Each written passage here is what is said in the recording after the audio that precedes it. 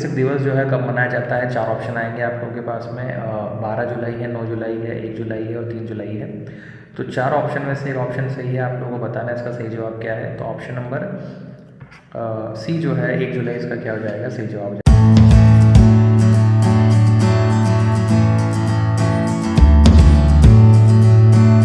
चलिए तो नमस्कार दोस्तों, आप सभी लोगों का स्वागत है लोकेश अकेडमी पर और आप देख रहे हैं मुझे लोकेश कबले को। दोस्तों आप सभी लोग जानते हैं कि करंट अफेयर एक इम्पॉर्टेंट टॉपिक होता है हमेशा, और हम लोग हमेशा इसे एंड टाइम पर स्टार्ट करते हैं, लेकिन अब आप लोगों को ये सब करने की आवश्यकता नहीं है। जो भी वीकली करंट अफेयर होगा वो मैं आप लोगों के साथ में यहाँ पर साझा करूँगा। इसके PDF नोट्स जो हैं आप लोकेश अकेडमी ऐप से डाउनलोड कर सकते हैं, और डिस्क्रिप्शन बॉक्स में लिंक दी हुई है, ऐप को डाउनलोड कर लीजिए। वहाँ स्टोर में जाके आप बहुत आसानी से इसको डाउनलोड कर सकते हैं। तो पूरा ध्यान जो है अब स्क्रीन के ऊपर रहेगा, जो क्वेश्चन आएंगे उसको आप पॉज कर लीजिएगा, अपने हिसाब से आप जवाब देंगे, एक आंसर की बनाइएगा आपकी खुद की, और आखिरी में देखिएगा आपको कितने क्वेश्चन आपके सही होते हैं। सारे कॉम्पिटिटिव एग्जाम्स में आप लोगों के काम में आएगा, और आप लोग जानते हैं कि ये वीकली करंट अफेयर चल रहा है। तो ये मेरे बारे में कुछ जानकारी है, यहाँ से आप पढ़ सकते हैं। पहला क्वेश्चन आ रहा है आपकी स्क्रीन के ऊपर। ये तो आप लोगों को पता है कि अभी हाल ही में एक बहुत इंपॉर्टेंट न्यूज़ चल रही है, जुलाई से ही स्टार्ट था ये। उद्धव ठाकरे ने किस राज्य के मुख्यमंत्री के पद में जो है इस्तीफा दे दिया है? तो 4 ऑप्शन है आप लोगों के पास में। ऑप्शन नंबर ए है उड़ीसा, ऑप्शन नंबर बी है बिहार, फिर है महाराष्ट्र, फिर उसके बाद में आपको मिल जाएगा पंजाब। तो ऑप्शन नंबर सी जो है इसका क्या हो जाएगा? सही जवाब हो जाएगा। बहुत आसान क्वेश्चन है, तो एक्सप्लेनेशन भी मैंने इसके अंदर रखे हुए हैं। कुछ एक्सप्लेनेशन है, थोड़ा सा हम लोग समझ लेते हैं क्या है। तो सबसे पहले तो वर्तमान मुख्यमंत्री जो है उद्धव ठाकरे थे, उस टाइम पर मतलब उन्होंने इस्तीफा दे दिया, और आप देखेंगे उद्धव ठाकरे ने मुंबई के राजभवन में श्री भगत सिंह कोश्यारी को अपना इस्तीफा दिया। तो याद रखिएगा कि किसको दिया है, तो राज्यपाल साहब को देंगे ये। इसी के साथ भाजपा ने महाराष्ट्र में 106 विधायकों के साथ विधानसभा में सबसे बड़ी पार्टी होने का दावा भी पेश किया था, और अगर विशेषज्ञों की हम लोग माने तो बीजेपी महाराष्ट्र में अपनी सरकार बनाएगी, जो कि बना लिया, आप लोग जानते हैं। तो वर्तमान मुख्यमंत्री कौन है? तो एकनाथ शिंदे हैं, यहाँ पे शिंदे लिखा हुआ है। और हमारे जो गवर्नर हैं वो कौन मिल जाएंगे आपको? भगत सिंह कोश्यारी। और महाराष्ट्र की राजधानी क्या है? मुंबई है। सिंपल क्वेश्चन, सिंपल इसका एक्सप्लेनेशन। तो क्वेश्चन के साथ में एक्सप्लेनेशन भी मिलते जाएंगे, और मैंने आपको बताया जैसे क्वेश्चन आएगा आप लोगों को उसको क्या कर लेना, पॉज करना, फिर जवाब देना। जैसे नेक्स्ट क्वेश्चन आपकी स्क्रीन के ऊपर ये क्वेश्चन है, किस खेल से संबंधित वीरेंद्र सिंह का निधन हो गया? आप लोगों को बताना है। तो खेल से संबंधित जो खिलाड़ी होते हैं उनका क्वेश्चन आता ही है। तो वॉलीबॉल है, हॉकी है, क्रिकेट है, कबड्डी है। 4 ऑप्शन है आप लोगों के पास में, इसका सही जवाब देना है। तो इसका सही जवाब जो है वो है ऑप्शन नंबर बी, मतलब कि हॉकी। तो ये इसका सही जवाब हो गया। अब हम लोग इसके एक्सप्लेनेशन देखेंगे कि एक्सप्लेनेशन क्या है। तो भारतीय हॉकी टीम के दिग्गज खिलाड़ी हैं वीरेंद्र सिंह। 75 वर्ष की आयु में इनका निधन हो गया। इंपॉर्टेंट व्यक्ति है, याद रखिएगा। तो सिंह ने 1975 में आप देखें कुआलालंपुर में पुरुष हॉकी विश्व कप में स्वर्ण पदक जीतने वाले भारतीय टीम का हिस्सा बने थे। वहीं पे 2007 में वीरेंद्र को प्रतिष्ठा ध्यानचंद जो लाइफ टाइम अचीवमेंट अवार्ड है वो भी मिला हुआ है। कमेंट बॉक्स में मुझे बताइए कि ध्यानचंद जो है अवार्ड वो किस क्षेत्र में दिया जाता है, और उसके अलावा ये बताइएगा कि ध्यानचंद को भारत रत्न कब मिला है। ठीक है, चलिए। तो कुछ लोग मेरी हंसी से समझ गए होंगे, लेकिन समझदार को इशारा काफ़ी होता है और डूबते को किनारा काफ़ी होता है। तो कमेंट बॉक्स में ज़रूर बताइएगा कि ध्यानचंद को भारत रत्न कब मिला है। ठीक है, और मिला भी या नहीं मिला ये भी बताइएगा कमेंट बॉक्स में। चलिए, तो नेक्स्ट क्वेश्चन आपकी स्क्रीन के ऊपर ये क्वेश्चन है, अमेरिका, ऑस्ट्रेलिया और किस देश के बीच में आप देखेंगे partners in the blue Pacific नामक एक पहल शुरू की है। तो ये हमेशा मॉक ड्रिल्स वगैरह होती हैं, आप लोगों को पता होना चाहिए किससे संबंध है। तो जब भी दोस्तों इस प्रकार का प्रश्न आता है और मैंने आप लोगों को बताया है कि आपको ऑल ऑफ दी अबव मिले, तो go for all of the above. तो ऑप्शन नंबर डी जो है इसका क्या हो जाएगा? सही जवाब हो जाएगा।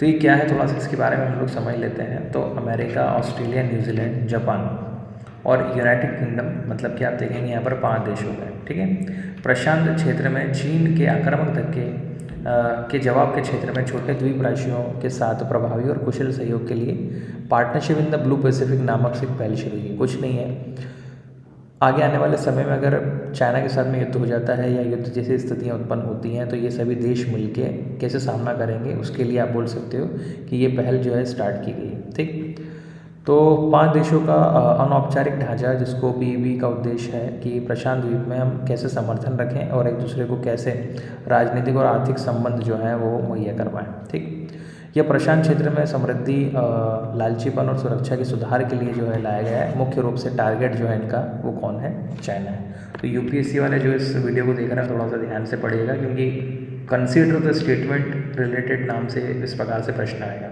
ठीक है, नेक्स्ट क्वेश्चन है किस उद्योग का पहला ग्लोबल हेल्थ केयर कार्यक्रम जो है वो शुरू किया गया, आप लोगों को बताना है। 4 ऑप्शन है आप लोगों के पास में। मैक्स लाइफ इंश्योरेंस है, नेशनल ओरिएंट इंश्योरेंस है, बजाज अलियांस है और नवतीस है। अभी बहुत न्यूज़ में चल रहा था ये। ऑप्शन नंबर सी इसका सही जवाब हो जाएगा, बजाज अलियांस। क्या है थोड़ा समझ लीजिए। एक तो ये एनबीएफसी है, नॉन बैंकिंग फाइनेंस कंपनी है, बड़े लेवल पर लोन प्रोवाइड करती है और इसका आरओआई बहुत हाई होता है।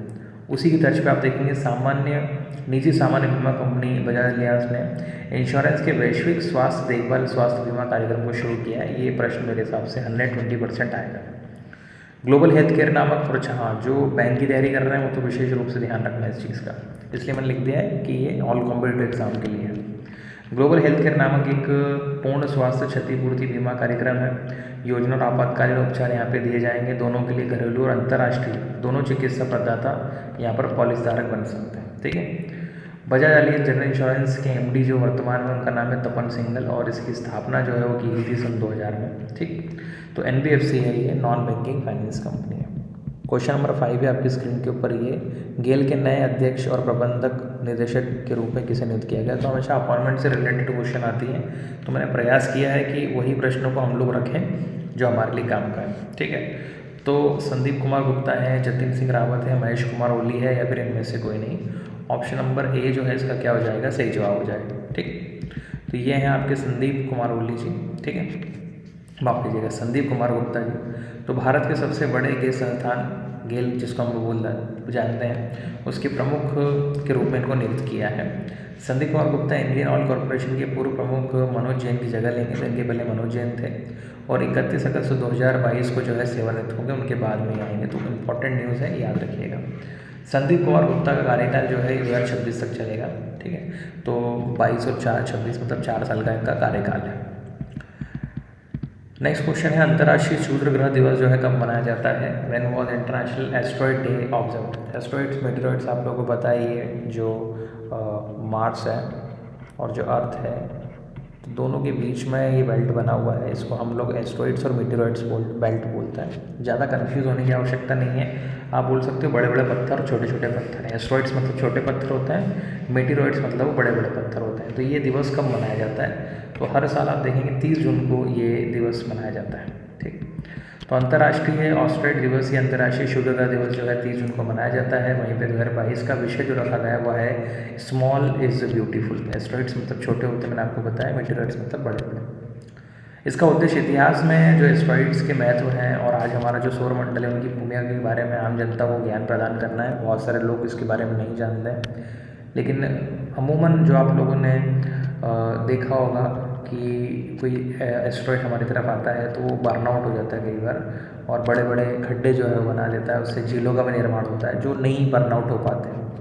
तो बहुत सारे लोगों को इनके बारे में पता ही नहीं है। तो 30 जून को इसको सेलिब्रेट करके लोगों को उसके बारे में बताया जाता है कि भाई ये एस्ट्रॉइड्स क्या है, मेटेरॉइड्स क्या है। स्वाभाविक सी बात है, लोग पूछते हैं क्या होता है ये। संयुक्त राष्ट्र महासभा ने 30 जून 1908 को साइबेरिया, रूसी संघ और तुगस्का प्रभाव से वर्षगांठ को अंतर्राष्ट्रीय स्तर पर हर साल मनाने की घोषणा की थी और तब से ये आज तक मनाया जाता है। याद रखिएगा 30 जून।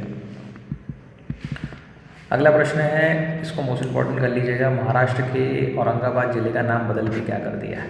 ठीक है, तो पहले महाराष्ट्र में औरंगाबाद हुआ करता था, औरंगजेब के नाम पे इसको रखा गया था। तो 4 ऑप्शन है आप लोगों के पास में, कौशल्याबाई नगर, जामनी नगर, संभाजी नगर या फिर इनमें से कोई नहीं। इसका सही जवाब जो है वो है ऑप्शन नंबर सी, मतलब कि संभाजी नगर। तो ये आप सामने इमेज देख रहे हैं, बहुत न्यूज़ में था ये। ठीक है, तो औरंगाबाद का नाम बदल के संभाजी नगर कर दिया गया है अभी हाल ही में। तो महाराष्ट्र का छत्रपति शिवाजी के सबसे बड़े पुत्र जिनका नाम था संभाजी को चिन्हित करते हुए औरंगाबाद का नाम बदल दिया इन्होंने। कमेंट बॉक्स में मुझे बताइए कि जब औरंगजेब की डेथ हुई और उन्होंने जिस मराठा शासक को रिहा किया था उनका नाम क्या है? ठीक है, और यहाँ तक वीडियो अगर पसंद आ गया है तो लाइक करना तो बनता है, बोलने की ज़रूरत नहीं होना चाहिए, लाइक करना है और अपने दोस्तों के साथ में शेयर करना है उसको। 17वीं शताब्दी में मिला जब मुगल सम्राट के औरंगाबाद क्षेत्र इस क्षेत्र पर गवर्नर बने थे, और इस वजह से संभाजी जो है इसका सही जवाब हो जाएगा। क्वेश्चन नंबर 8 है आपकी स्क्रीन के ऊपर, ये किस शहर में दुनिया का सबसे बड़ा नवाचार परिसर टी हब 2.0 का उद्घाटन किया गया है? अब ये टी हब क्या है थोड़ा सा मैं आपको बताता हूँ, पहले इसका सही जवाब जो है आप बताएं। तो जौनाबाद है, औरंगाबाद है, हैदराबाद है या फिर पटना, 4 ऑप्शन है आप लोगों के पास में, इसका सही जवाब है हैदराबाद। ठीक, ऑप्शन नंबर सी। तो रतन टाटा ने तेलंगाना राज्य में हैदराबाद शहर में नवाचार परिसर टी हब 2.0 का उद्घाटन किया। दूसरा सबसे बड़ा परिसर है ये, अगर हम लोग देखें इक्वाडोर के पास में, जो फ्रांस में स्थित है। तेलंगाना सरकार ने हैदराबाद में दुनिया का सबसे बड़ा नवाचार परिसर खोला है। वहीं पे आप देखेंगे शहर जल्द ही स्टार्टअप कंपनियों के लिए अगले महत्वपूर्ण नवाचार बन जाएगा। जैसे आप बैंगलोर वगैरह को जानते हो, वैसे ही आगे आने वाले समय में आप तेलंगाना का नाम सुनोगे, मुख्य रूप से हैदराबाद। कमेंट बॉक्स में मुझे बताइए कि तेलंगाना जो है किस राज्य से अलग होकर बना है। तो तेलंगाना सरकार के अनुसार अगर हम लोग देखें तो नए ढांचे का कुल निर्मित क्षेत्र जो है वो कितना है, लगभग 5.82 लाख वर्ग फुट के रूप में मिलेगा आपको, या उससे अधिक भी है, जो इसे दुनिया का सबसे बड़ा नवाचार परिसर भी बना देता है। ठीक, फिर नेक्स्ट क्वेश्चन है आपकी स्क्रीन के ऊपर, ये किस स्पेस एजेंसी ने चंद्रमा पर कैपस्टोन मिशन को लॉन्च किया है? तो जो बच्चे R&D के बारे में जानते हैं या जो बच्चे रिसर्च से जुड़े हुए हैं उनके लिए प्रश्न बहुत आसान है। दूसरा, जिनको नहीं भी पता मैं आपको बता दूं कि जो IT वाला जो सेक्टर होता है हमारा, इंफॉर्मेशन कम्युनिकेशन टेक्नोलॉजी, वहाँ पे इस प्रकार के प्रश्न आते हैं। तो कैपस्टोन जो है ये अमेरिका की जो स्पेस एजेंसी नासा के रूप में हम लोग जिसको जानते हैं, उसने ये काम किया है। क्या है थोड़ा सा समझ लीजिए इसको। तो अमेरिका की स्पेस एजेंसी है, उसका नाम है नासा। उनके शोधकर्ता ने न्यूजीलैंड से आप देखेंगे कैपस्टोन अंतरिक्ष यान को चंद्रमा पर सफलतापूर्वक लैंड करवा दिया है, जिसका पूरा नाम आप देखेंगे सिस्युलर ऑटोनोमस पोजिशनिंग सिस्टम टेक्नोलॉजी है, ऑपरेशन एंड नेविगेशन एक्सपेरिमेंट। ज़्यादा इसमें R&D करने की आवश्यकता नहीं। कुल मिला के आप देखेंगे कि एक प्रकार का ऐसा टूल है जिसके माध्यम से हम लोग आने वाले समय में जो पोजिशनिंग है, या आप बोल सकते हो जो वास्तविक स्थितियाँ हैं क्षेत्रों की, उसको हम पता लगा पाएंगे। जिसे स्थापित करने में लगभग $30 बिलियन का खर्च हुआ है। तो देख लीजिए आप, $30 मिलियन इसमें खर्च हुए हैं। और नासा के वर्तमान प्रशासक जो हैं, या आप प्रबंध निदेशक बोल लीजिए आप, तो बिल नेल्सन आप लोगों को मिल जाएंगे। तो हो सकता है कि ये नाम पूछ के आपसे पूछे कि हाल ही में जो कैप्सूल मिशन नासा के द्वारा लॉन्च किया गया, तो ये नासा के वर्तमान प्रशासक कौन है या प्रबंध निदेशक कौन है? तो बिल नेल्सन जो है इसका क्या हो जाएगा, सही जवाब है। मुझे उम्मीद है कि वीडियो यहाँ तक समझ में आ रहा होगा। नासा का मुख्यालय वाशिंगटन DC में आप लोग जानते हैं, और नासा की स्थापना कब की गई थी? 1958 में की गई थी। स्टैटिक एग्जाम में कई बार ये प्रश्न आ जाता है। जियो कंपनी के नए चेयरमैन के रूप में किसे नियुक्त किया है? आकाश अंबानी है, अनिल अंबानी है, महेश सिंघानिया है, या फिर नन ऑफ दिस है? तो आप लोग जानते हैं इसका सही जवाब क्या है, इनके बेटे हैं आकाश अंबानी जो है, इसका क्या हो जाएगा, सही जवाब हो जाएगा। तो ये जिनको आप देख रहे हैं मुकेश अंबानी हैं, इनके छोटे भाई जो अनिल अंबानी थे। कंपनी रिलायंस ही थी, पिताजी की डेथ के बाद में 2 पार्ट में ये डिवाइड हो गई थी। जिनको आप जानते हो ये मुकेश अंबानी हैं जियो कंपनी वाले, और एक अनिल अंबानी थे जिनको आप स्मार्ट के नाम से याद हो, स्मार्ट सिम जो चलती थी अगर आप लोग याद हो। इन लोगों ने क्षेत्रों को बांट लिया था बहुत लंबे समय तक। आप देखेंगे अनिल अंबानी काम की, बाद में टेक ओवर कर लिया रिलायंस को जियो ने, मतलब धीरू भाई अंबानी, ठीक, मुकेश अंबानी माफ कीजिएगा। फिर उसके बाद में आप देखेंगे इससे पहले जियो इन्फोकॉम के अध्यक्ष जो हैं मुकेश अंबानी थे, जिन्होंने 27 जून को इस पद से इस्तीफा दे दिया। और जो रिलायंस कंपनी है उनके फाउंडर है धीरू भाई अंबानी, जो उनके पिताजी थे। और रिलायंस कंपनी की स्थापना जो है की गई थी 1973 में। इंपॉर्टेंट न्यूज़ है, थोड़ा सा याद रखिएगा, ठीक है। आप देखे रहोगे हर प्रकार के प्रश्न मैंने रखने की कोशिश की है यहाँ पर आप लोगों के लिए, ताकि प्रश्न सारे बन जाएँ और आप लोगों का कहीं भी नुकसान नहीं। राष्ट्रीय चिकित्सक दिवस जो है कब मनाया जाता है? 4 ऑप्शन आएंगे आप लोगों के पास में, 12 जुलाई है, 9 जुलाई है, 1 जुलाई है और 3 जुलाई है।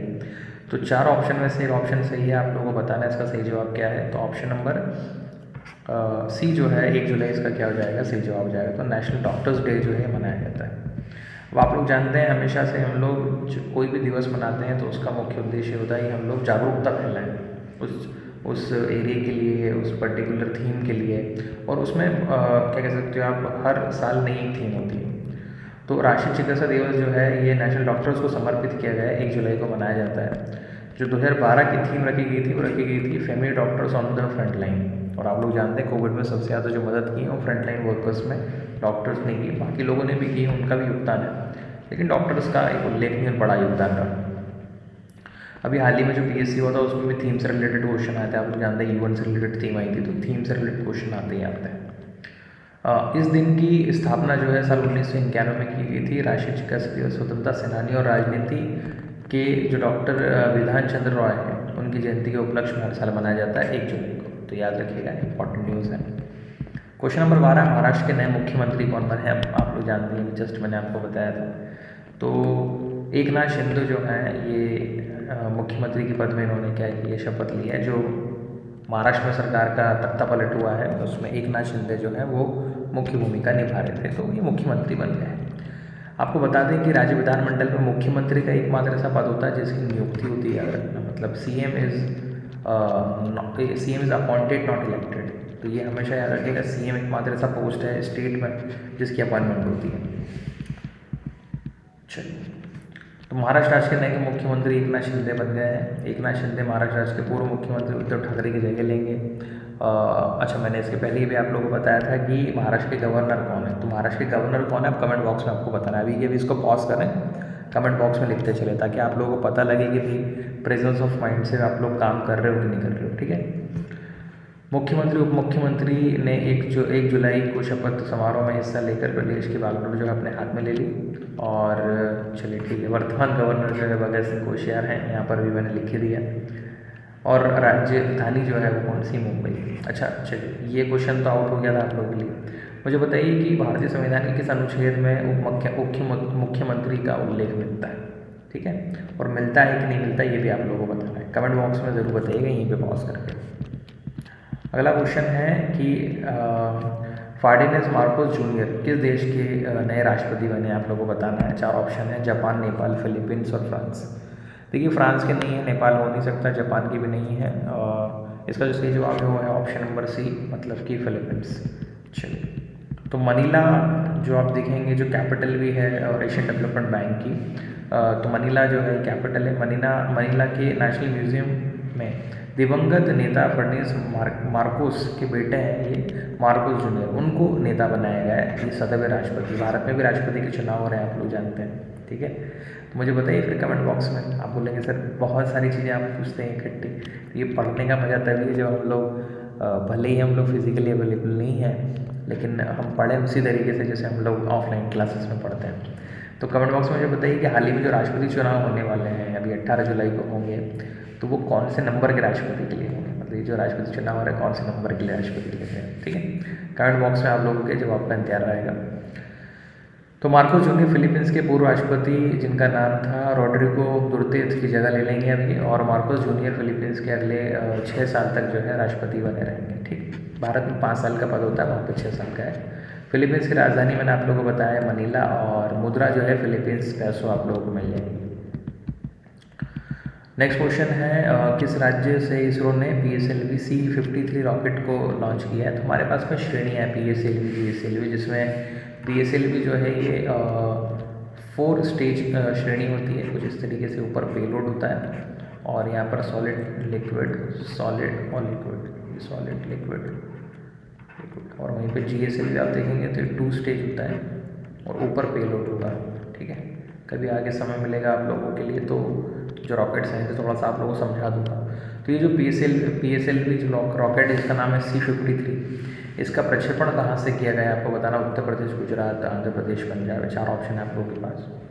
तो अगर हम लोग देखें प्रक्षेपण के लिए जो सबसे सही स्थिति, देखिए यूपी हो नहीं सकता, यहाँ से लॉन्च नहीं कर सकते हम लोग। गुजरात जो है वो भी सही स्थान नहीं, पंजाब से हम लोग नहीं कर सकते। ऑप्शन नंबर सी विशाखापट्टनम मुख्य रूप से जो क्षेत्र है आंध्र प्रदेश वाला, वो इसका सही जवाब हो जाएगा। Option number C is the right answer. अभी क्या है थोड़ा सा इसके बारे में समझ लें। तो PSLV C-53 रॉकेट की मदद से अब 3 विदेशी उपग्रह को अंतरिक्ष में सफलतापूर्वक लॉन्च किया। हम लोग अपने ही जो सैटेलाइट है उसको लॉन्च नहीं करते, हम लोग विदेशी सैटेलाइट्स को भी लॉन्च करते हैं, क्योंकि कंपैरेटिवली हमारा जो ऑपरेटिंग कॉस्ट है बहुत कम है, तो इनके लिए सस्ता पड़ता है। PSLV C-53 भारतीय अंतरिक्ष अनुसंधान इसरो की व्यावसायिक शाखा जिसका नाम है न्यू स्पेस इंडिया लिमिटेड का दूसरा विशेष वाणिज्य मिशन, मतलब कमर्शियल मिशन है कुल मिला के।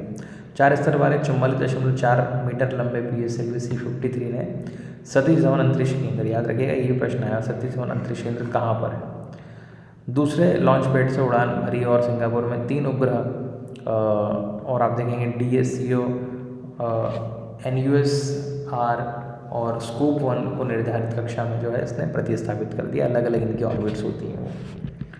नेक्स्ट क्वेश्चन है, पोकरबाजी ने अपना ब्रांड एम्बेसडर किसको बनाया है। पोकरबाजी हुई आप लोगों के गेम से रिलेटेड शब्दावली है पोकरबाजी, और पोकर आपने खेला भी होगा।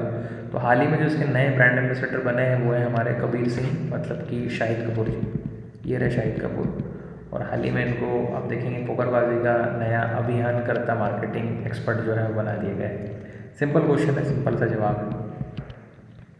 क्वेश्चन नंबर 16 है, भारत के नए अटॉर्नी जनरल के पद में किसने नियुक्ति ली है, आप लोगों को बताना है। 4 ऑप्शन है, VK कोथियाल है, RK जैन है, KK वेणुगोपाल है, या फिर इनमें से कोई नहीं।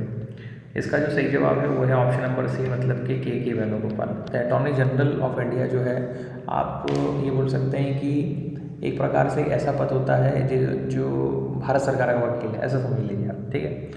तो ये वकील के रूप में काम करते हैं, सरकारी वकील जैसे रहते हैं, और काफ़ी मदद करते हैं सरकार की जब उन्हें सलाह मशवरे की आवश्यकता होती है। तो वरिष्ठ अधिवक्ता KK वेणुगोपाल भारत के अटॉर्नी जनरल के पद में जो है दोबारा नामित किए गए हैं।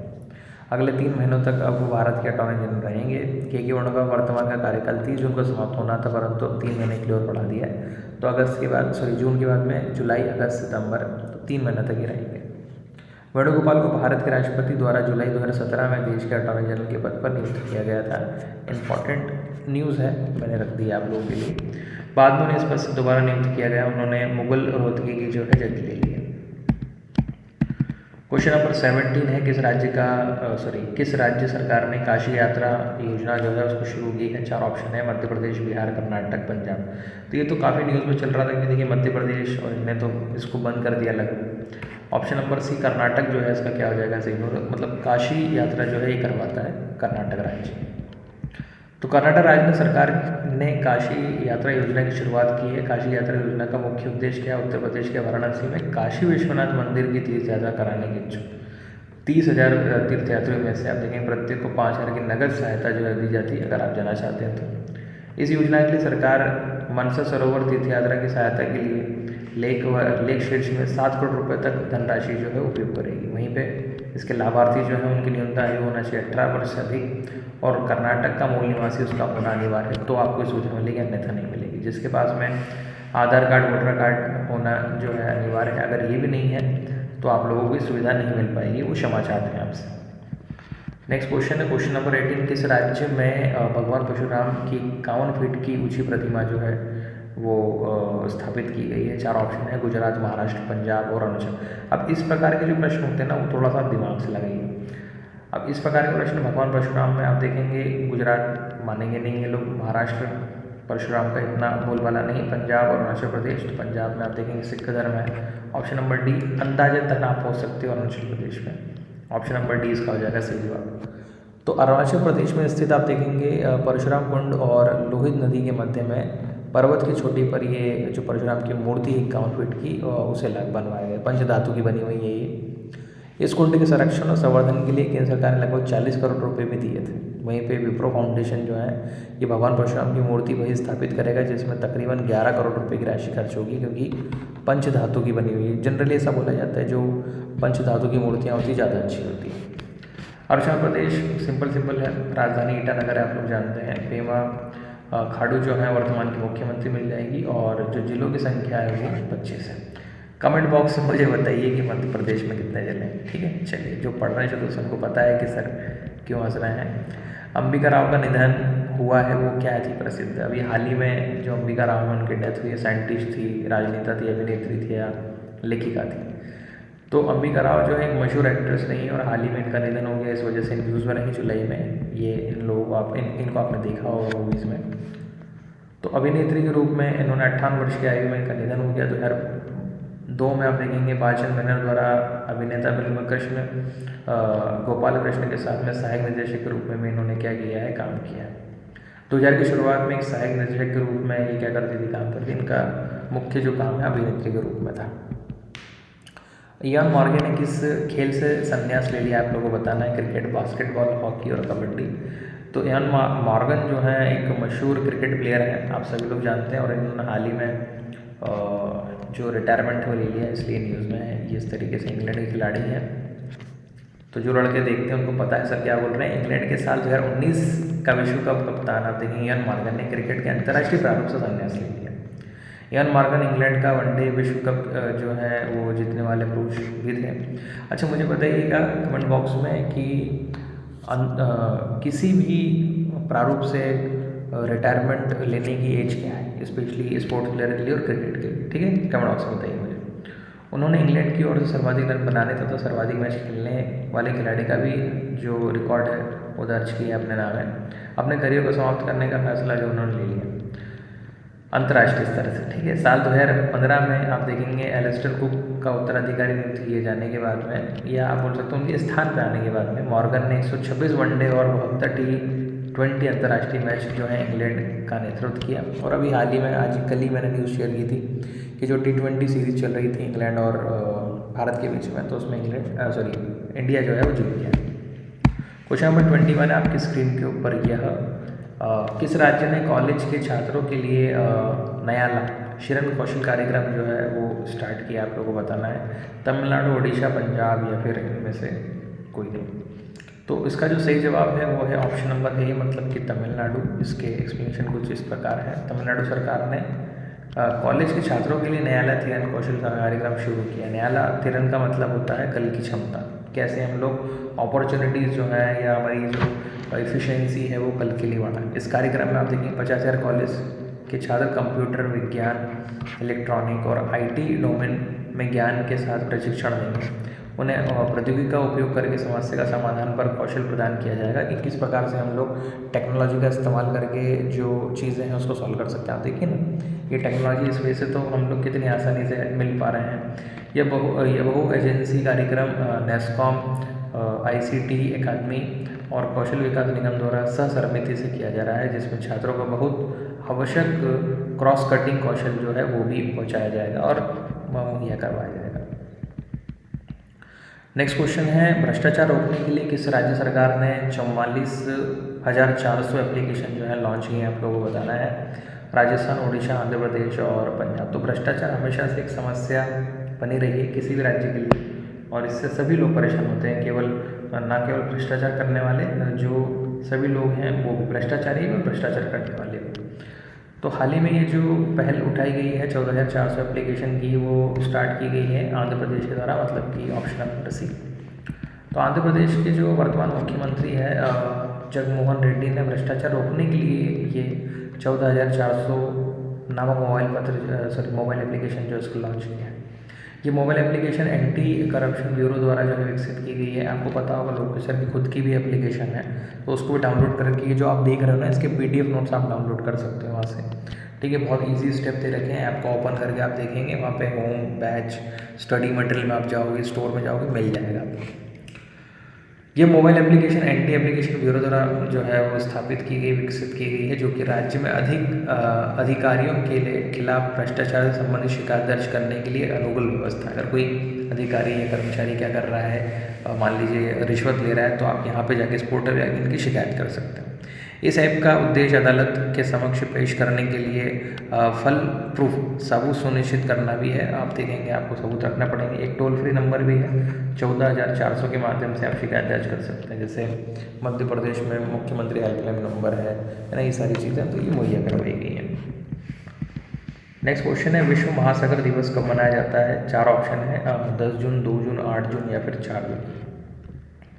तो इसका जो सही जवाब है वो है ऑप्शन नंबर सी, मतलब कि 8 जून जो है इसका क्या हो जाएगा, सही जवाब हो जाएगा। तो विश्व महासागर दिवस जो है 8 जून को दुनिया भर में मनाया जाता है, जिसका उद्देश्य क्या है, महासागरों के महत्व को समझना और रोज़मर्रा में ज़िंदगी में उनको निभाए जाने वाले जो प्रमुख भूमिका है उसके बारे में बताना।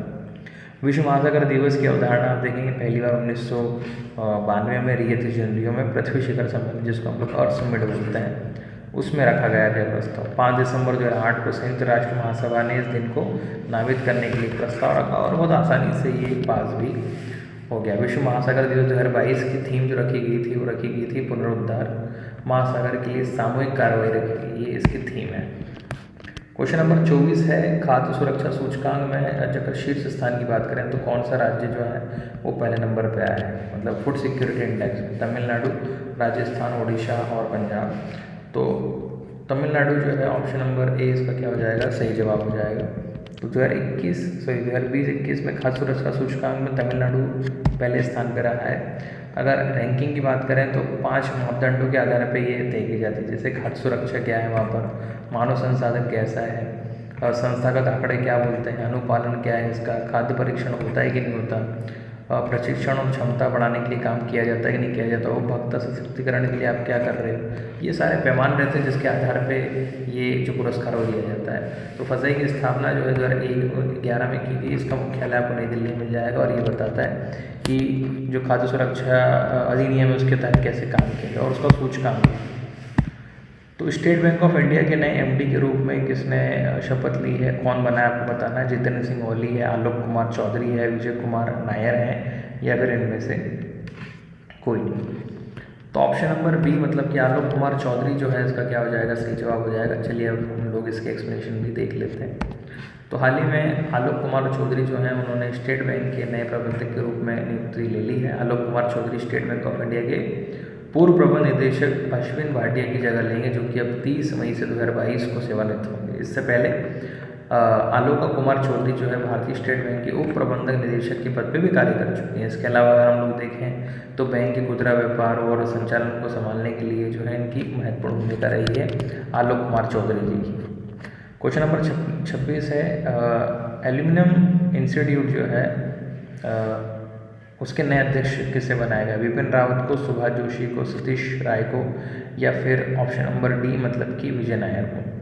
तो इसका जो सही जवाब है वो है ऑप्शन नंबर सी मतलब कि सतीश पाई जी। तो अंतर्राष्ट्रीय एल्यूमिनियम संस्थान के नए अध्यक्ष के रूप में सतीश पाई को नियुक्त किया है। वहीं पे आप देखेंगे प्रतिनिधित्व करने वाला एकमात्र संस्थान जो है ये आपको मिल जाएगा, अंतर्राष्ट्रीय एल्यूमिनियम संस्थान। ये वैश्विक स्तर पर एल्यूमिनियम के उद्योग को जो है क्या करता है, बढ़ाता है। इससे पहले वाइस चेयरमैन के रूप में कार्य करते थे, कौन कार्य करते थे, हमारे जो अध्यक्ष साहब हैं वो करते थे।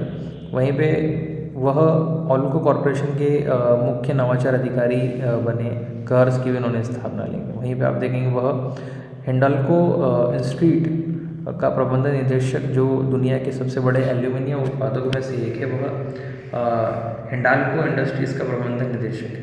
ठीक है, ये रिपीट हो गया, इसको माफ़ कीजिएगा, इसको काट कीजिएगा। तो यहाँ तक ये। नेक्स्ट क्वेश्चन है, किस राज्य के मुख्यमंत्री ने बीच विजिल ऐप जो है उसको लॉन्च किया है, बिहार, उड़ीसा, पंजाब और गोवा। तो जैसा नाम वैसा काम। बीच विजिल ऐप जो है, तो बीच कहाँ मिलेंगे आपको, गोवा मिलेंगे।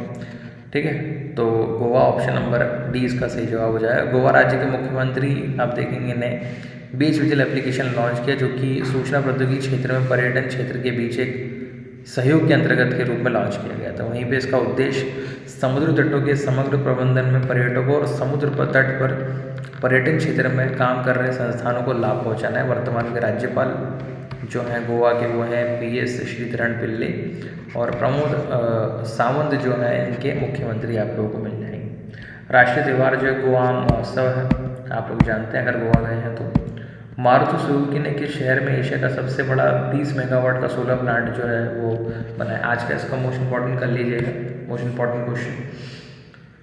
तो इसका जो सही जवाब है वो है रांची, जौनपुर, मानेसर या पटना में से ऑप्शन नंबर सी मतलब कि मानेसर।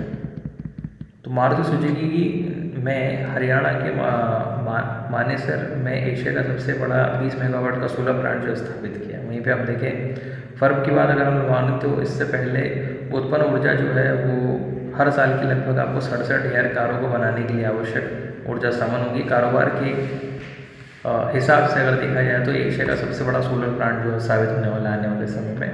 प्रति वर्ष 28,000 मेगावाट बिजली प्रदान करने का इसका अनुभव है और ये आगे भी करेगा।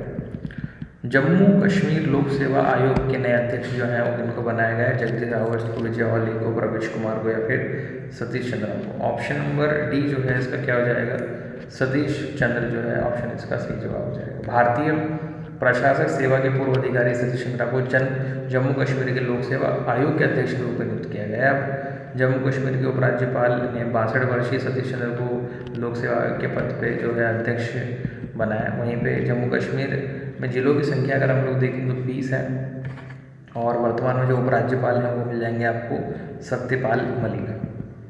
चलिए, तो यहाँ तक अगर आपको पसंद आ गया हो तो इसको आप लोग ज़रूर शेयर कर दें अपने दोस्तों के साथ में और बताते चलें कि आप लोगों के वीडियो कैसे लग रहे हैं। 10 क्वेश्चन और आएंगे इसके बाद में। फिर ये पूरा का पूरा सप्ताह का, देखिए सप्ताह का वीडियो मैंने पूरा बनाया है तो इसमें समय लगता है, इंपॉर्टेंट क्वेश्चन निकालने में समय तो लगेगा इसके अंदर, तो वीडियो को पूरा जरूर देखें, स्किप बिल्कुल भी ना करें।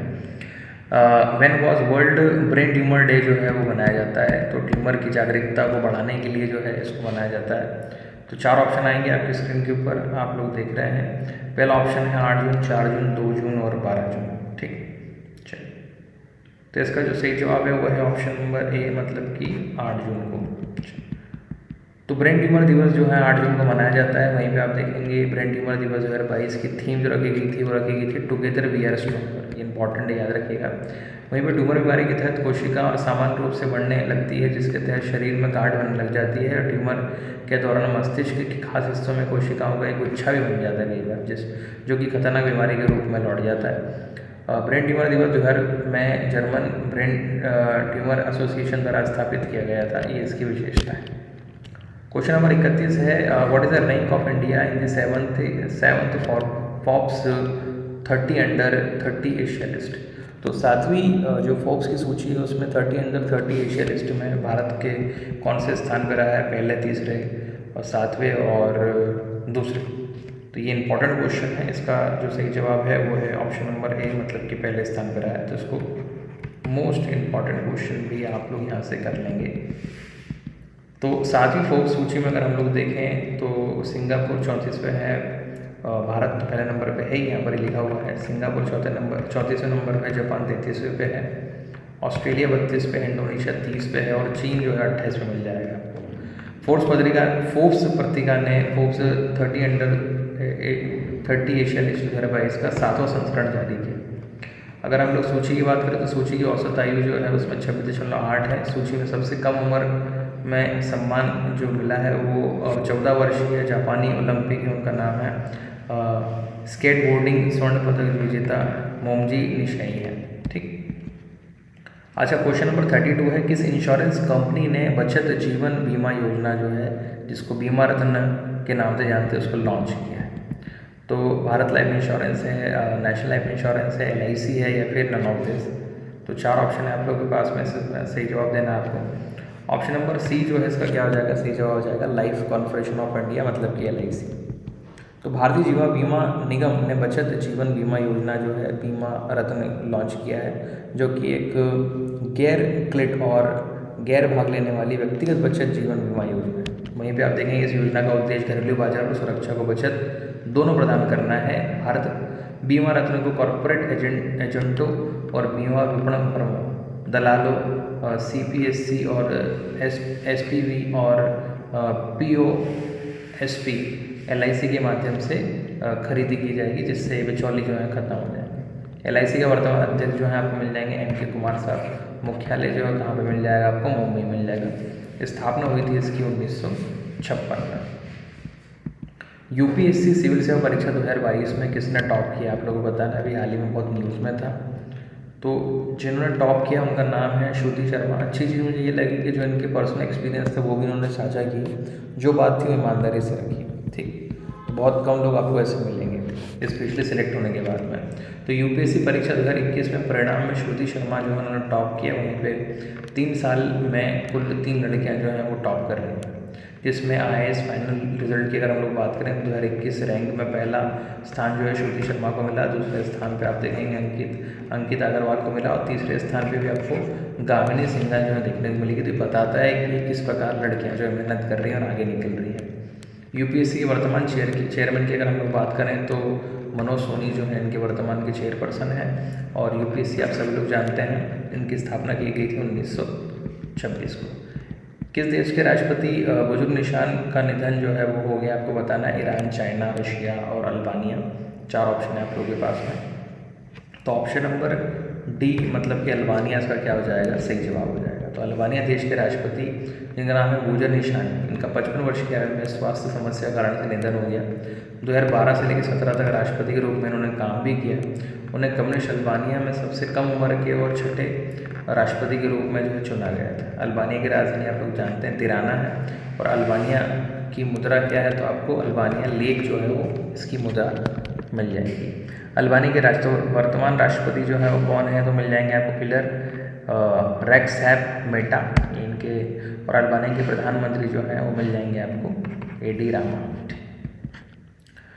आज का क्वेश्चन नंबर 35 मतलब कि लास्ट के जो 6 क्वेश्चन बचे, माफ कीजिए 5 क्वेश्चन बचे हैं, तो उसको ध्यान से देखिए क्योंकि लास्ट के बहुत इंपॉर्टेंट क्वेश्चन मैंने आप लोगों के साथ में रखे हैं। किस राज्य के मुख्यमंत्री ने स्वास्थ्य और कल्याण एप्लीकेशन, जिसको नाम दिया गया आयु, लॉन्च की है? राजस्थान, उड़ीसा, कर्नाटक और पंजाब। तो इसका जो सही जवाब है वो है ऑप्शन नंबर सी, मतलब कि कर्नाटक, और ये इसके एक्सप्लेनेशन है। एक्सप्लेनेशन में उन्होंने सिर्फ यही बताया कि वर्तमान मुख्यमंत्री हैं बसवराज बोम्मई ने, उनके माध्यम से ये पुरानी बीमारी और जीवन शैली संबंधी विकारों को दूर करने के उद्देश्य से इसकी स्थापना की गई, जिसका नाम है। ठीक, स्वामी विवेकानंद योग अनुसंधान संस्थान ने रिसेट टेक के साथ में एक ऐप विकसित किया है जो इन्हीं के सहयोग में आएगा, जो कि AI संचालित होता है, आर्टिफिशियल इंटेलिजेंस संचालित है। इसका खुद का ब्रेन होता है, डेवलप कर लेता है। एकीकृत स्वास्थ्य तकनीक मंच है, जिसका उद्देश्य योग और ध्यान के माध्यम से पुरानी बीमारियों और जीवन शैली की स्थिति से निपटना है, ये इसका रहेगा। क्वेश्चन नंबर 36 है, MIFF 2022 में किसे भी Shantaram life time achievement award जो है दिया गया है? 4 ऑप्शन है, महेश ऑनके ही हैं, फिर उसके बाद में दिनेश भास्कर मिल जाएंगे आपको, संजीत नार्वेकर मिल जाएंगे, या फिर इनमें से कोई नहीं। इसका जो सही जवाब है वो है ऑप्शन नंबर सी, मतलब कि संजीत नार्वेकर। चलिए इसके भी एक्सप्लेनेशन देख लीजिए।